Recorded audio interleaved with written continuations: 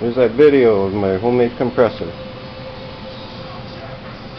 Looks really good. It runs on 220. Very quiet. Let's kick it in and show you.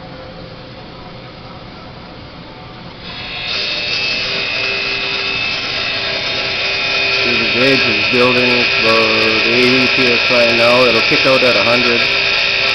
Doesn't take long for this little tank. The only noise you really hear is the check valve.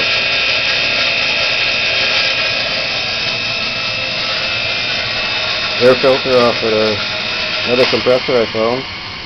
And that's it. A little bit of fine tuning. Paint job, make it look cool. It'll be done. Eventually I'm going to put tandem compressors together in a bigger tank.